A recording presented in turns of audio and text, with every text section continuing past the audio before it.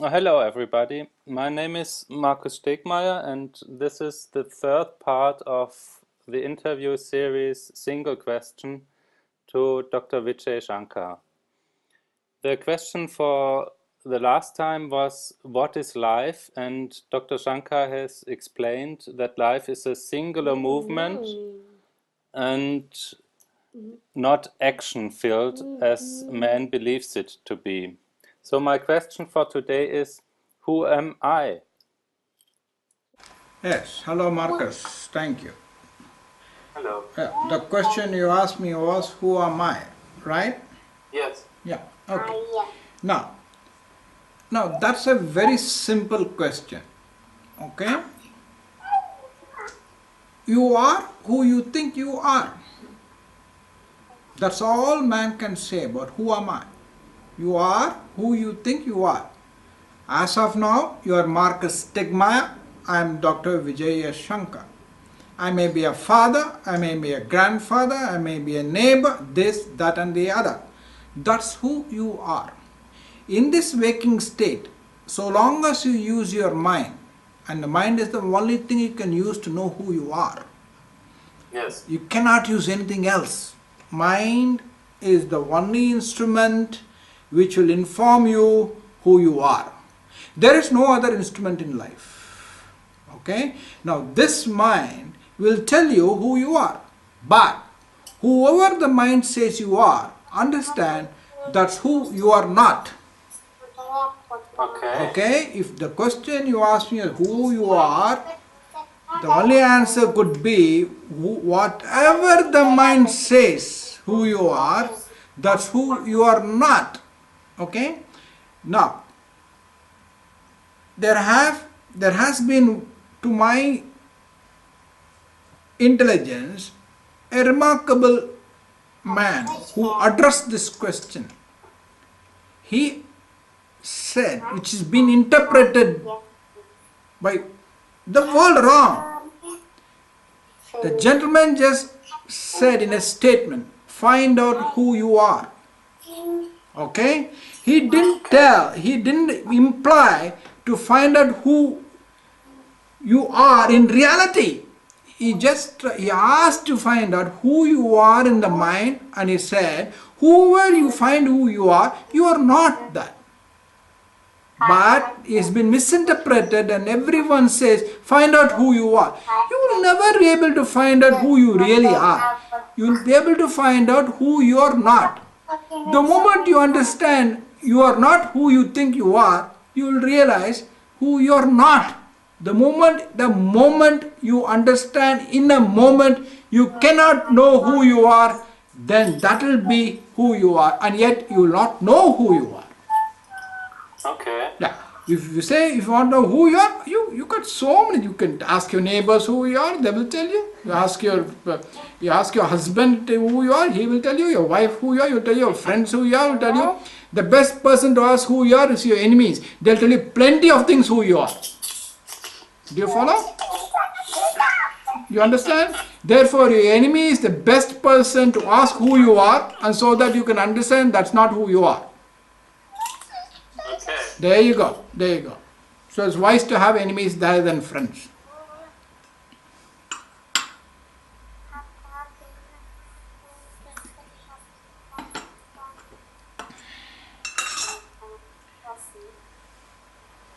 Through the mind, you can never know who you are. Never, never, never. Because who you really are is in the moment. And the moment can never be known. The moment in life can never be known. The moment in life can be lived because you are living the moment. If not for the moment, you won't be alive. And that moment, who you are, you can never know. So long as there are actions in your mind, so long as the concept that you are the doer is in your mind, you cannot do anything to know who you really are. It's impossible. For the primary reason, there's no actions in life, there's no doer in life, and how the hell can you know who you are? You just cannot. Now, the paradox is, to find out who you are, the beliefs in the mind is that you have to do many a thing to find out who you are not. And how would you find out who you are not? You will find out when you do something to find out you are not the doer. Find out whether you are a doer, and the realization that you are not the doer, then you will know who you are. Okay? Now, if you are really not the doer, how on earth can you do something to know who you are? You cannot. As long as man does something or thinks he is doing something to realize that he is a non-doer, a moment will never come, because he'll keep on doing to realize he's a non-doer. When will the moment come for him to realize he's a non-doer? As long as a thought is in the mind that he has to do something to realize he's a non-doer. Such a moment will never arise. Do you understand what I'm trying to say to you? I understand. Exactly. It is a nice food for the ego to do the impossible. The ego is not made to understand if it's impossible, it will be impossible. You cannot make it possible. But now, I think it's not enough to just listen to this message. You cannot do anything to understand that you are not a doer and to realize what you are not. And this doesn't help, because for man the world appears real and he appears to suffer in this world.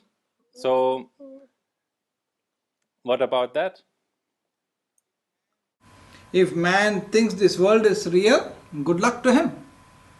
If man thinks he is suffering in this world, good luck to him. You cannot convince a man out of something he has not convinced himself into. You cannot make man realize something into which he has not realized himself into. If it happens to him, well and good.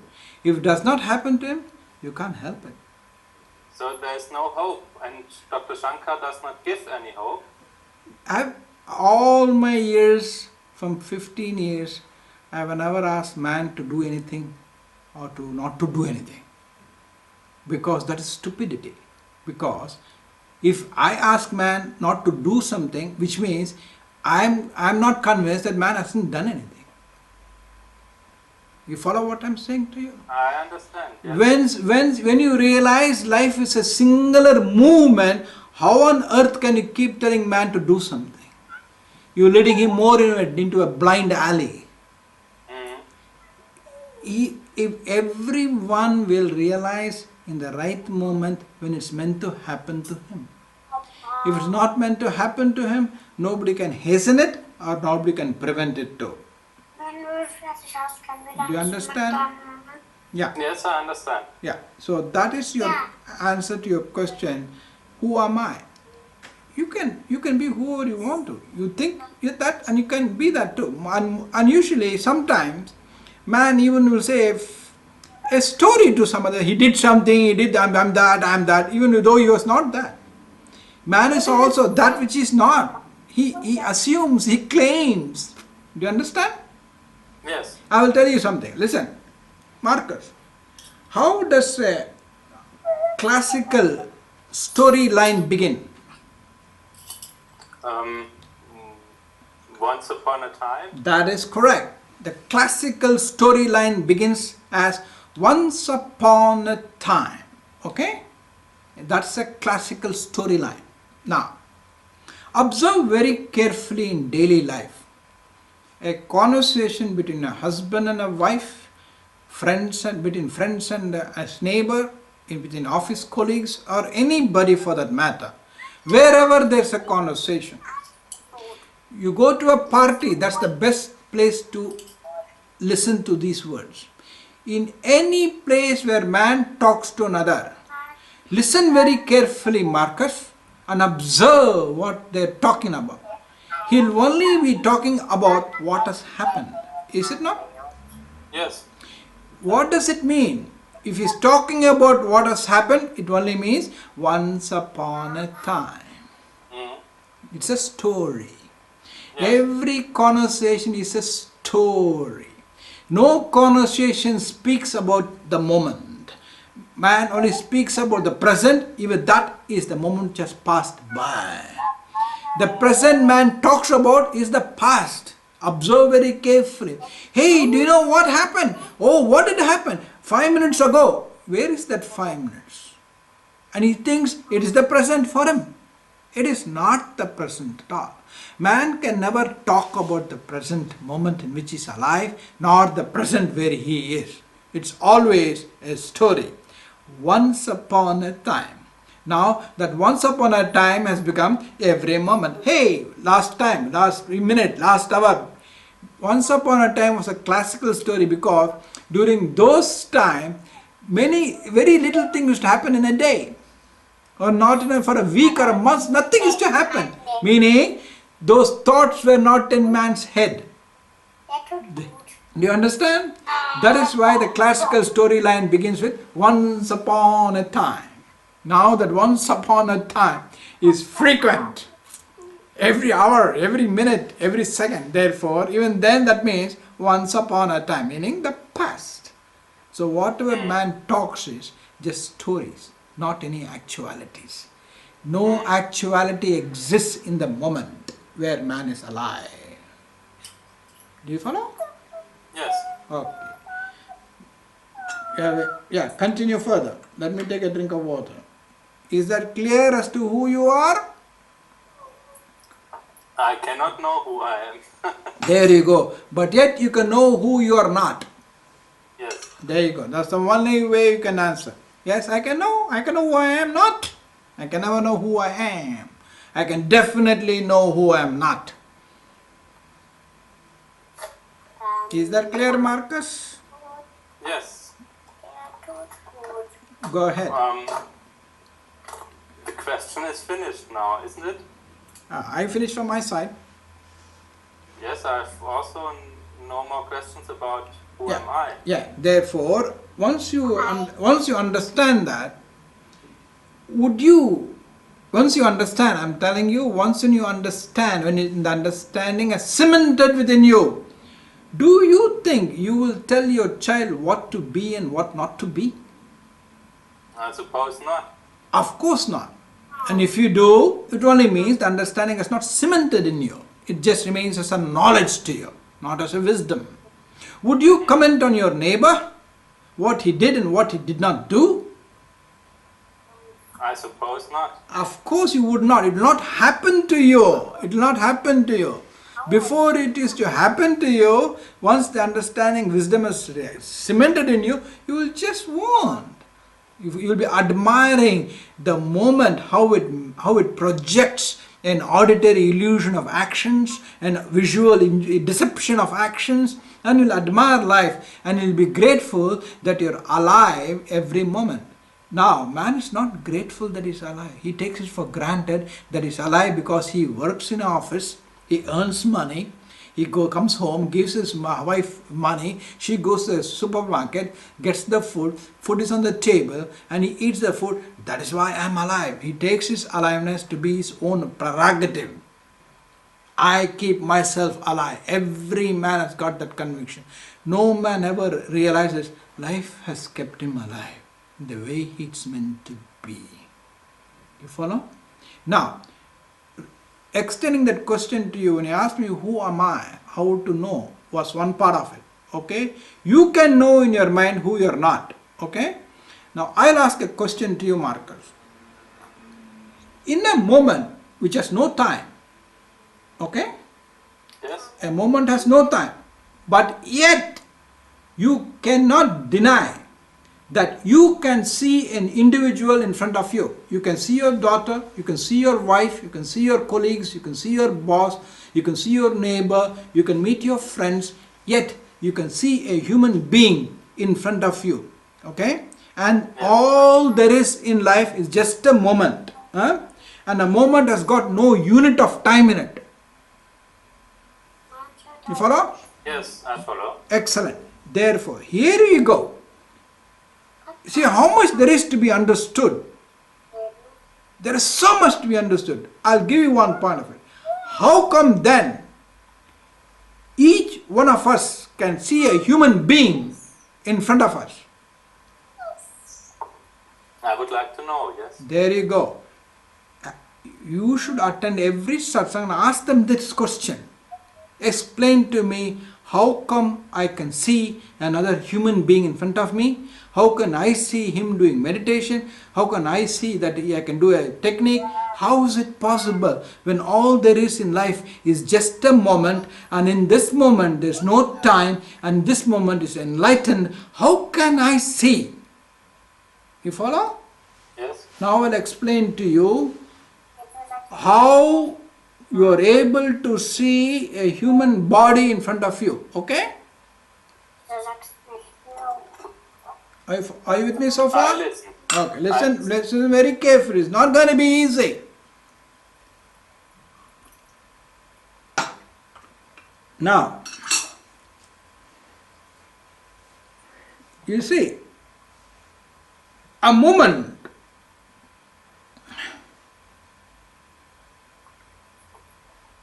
has an optical image of color. Okay? Yes. That's all it has got, any moment. Nothing else. You follow? Good. I follow. Good. Now, every moment, I'm using the word very relative. That's not the meaning behind the words which I mean to imply. I mean, when I use the word every moment, means to make the understanding simpler as to how you can see a body in the present. Okay? Okay. Good. Now, the entire body is fragments of color. Huh? Do you follow? Yes. Okay, good. Now I told you the body has got trillions and trillions of cells. There are cells which make up your skin, cells which make up your muscle, cells which make up your bone, cells which make up your internal organs. So many of the cells are there. Okay. Now each fragment of that cell is an image in the moment. I am using the word fragment, but you cannot imagine how minute that fragment is.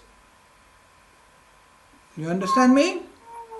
Yes, is The distance which the mind can understand is in scientific language, say meter, millimeter, centimeter, nanometer, femtometer, atometer. That's the distance, but you cannot imagine, visually recognize such a distance. Visually you cannot recognize a nanometer. All that you can recognize probably a centimeter, millimeter.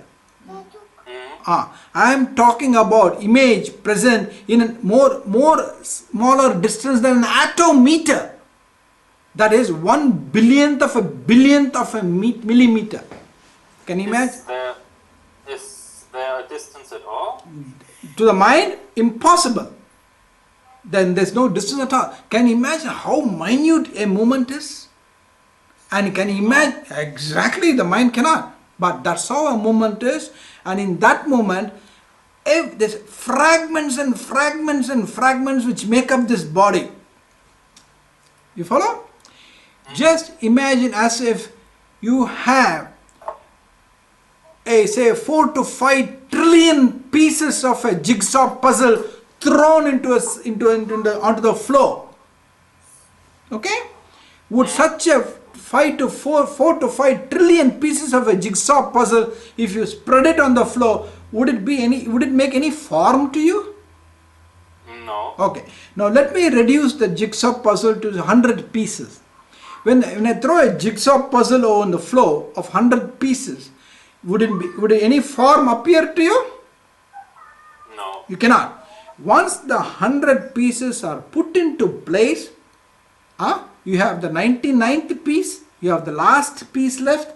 Only when you put the last piece in place, the entire form is seen visually. Is that clear to you now? Yes.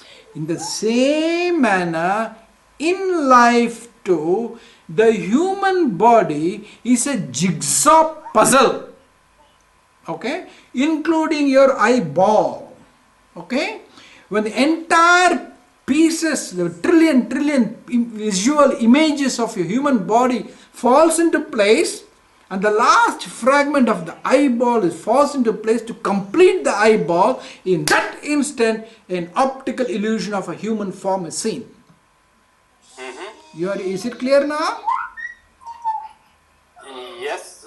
Therefore, and I can see it. yes, only when the last piece of your eyeball is put into place, suddenly you are able to see a form. The same thing happened to the first man on earth. And the optical illusion of eyeball was put into place, then he began to see everything into its place.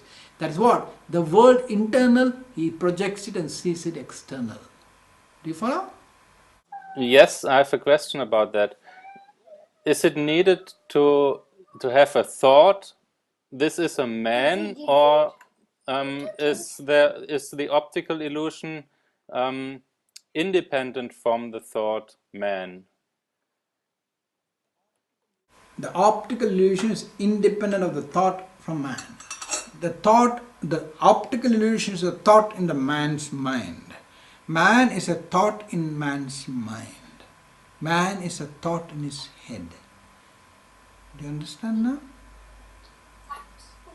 Yes, not quite. If the optical illusion is seen, is there a sound which explains this is a man? Is there a label needed for the optical illusion to be seen? The question of needed or not needed is not up to man. That's how man is made.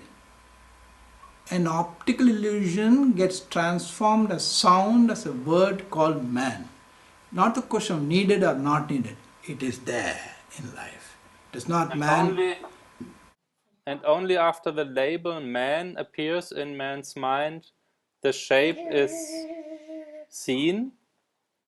The shape is thought in the man's head. Visually he will see it. He will see it. And the thought will convince him, that's a man. That's a man. Most brilliant part of this illusion is, Marcus, your brain and your mind sees a world outside. Okay? Yes.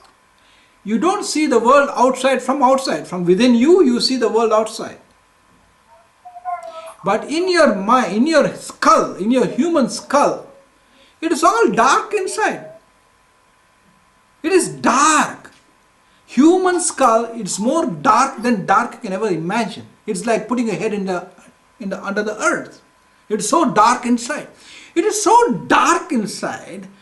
How come you're able to see light outside? There you go. Therefore, you do not see the world outside. It is reflected from within you as words and meanings in the head, and the light which gets projected outside. Do you follow now? Yes. That's why it's an optical illusion. You must have read somewhere, the world is not outside you, the world is inside you. This is the meaning. Do you understand? It's an optical illusion. It's a jigsaw puzzle made not by man. He can't make it. It's an intricate optical illusion and a very intricate audio illusion. The most important point I would like to make before I end today's topic is, do you see an action outside? It's impossible. It's a visual deception that you can see. You cannot see an action outside because I told you, you can never identify the beginning of a moment and the end of a moment. Do you follow? Yes. Okay. Now, is that movement or an action present in life? It cannot be. Okay. Now, is it present in your mind? It cannot be either, because in your mind it's just sound. You follow? Yes. Neither there is a visual action outside, neither there is a sound of an action inside you. Inside your mind, just sound, nothing else. There's no action. There's just sound. And when you're not speaking, there are just thoughts. Thoughts are nothing but subtle sound. There's no actuality in the mind nor in life. In life and in the mind, there's an optical illusion in life and an auditory illusion in the mind. That's why life is a play of light and sound. Whoever has worked it out ages ago, brilliant. Okay? It's not they who worked it out, it happened to them. It was a revelation to them. Okay? Life is nothing but a play of light and sound. There is no actuality outside, neither there is any actuality inside. Now the next question will come, Dr. Shankar, what about consistency? What about touch? What about sound? All this Dr. Shankar has explained in the book is presently writing. The name of the book is Intelligence is Life. Wait for the book, and I'm sure the first copy will be to you, and you translate it within 2 weeks. Okay? Yes. Yeah. Now, did you understand what I said this evening? Yes. Life, in this today's question, life is an optical illusion. In life is an optical illusion as well as an auditory illusion in the mind. There is no actuality in life, nor there is any actuality in the mind. The actuality in the mind is an auditory illusion. The actuality in life is an optical illusion. An optical deception visually, an auditory deception in the head. This is what the intelligence of life is. Therefore, that's why Dr. Shankar always used to say, a superficial mind blames, criticizes and expects. A very superficial mind. A mind was evolved and sophisticated, not brought about by man. Such a mind will never blame, never criticize. Man least understands. He criticizes life, he blames life whenever the mind blames or criticizes. Do you understand? That is that's the intelligence of life. To make man understand, hey, listen, you are simply blaming life, you're simply criticizing life, and you want to become life. Do you understand what I'm trying to say to you? Yes. There you go. Therefore, you will hear many drama stories in this world. Dramas of enlightenment, dramas of what to do to become enlightened. Drama, even when you inquire them deeply, they'll say, oh, you're in the mind, you're this and that. All that you will come across. You must expect it to come across. Don't be surprised if you do. You see? I'm not surprised. There you go. You get them all, the wide variety. That is the brilliance of life. Okay? Nice talking to you, Marcus. Did you enjoy your question for today? Yes, thank you. I enjoyed the question and the response. Good, good.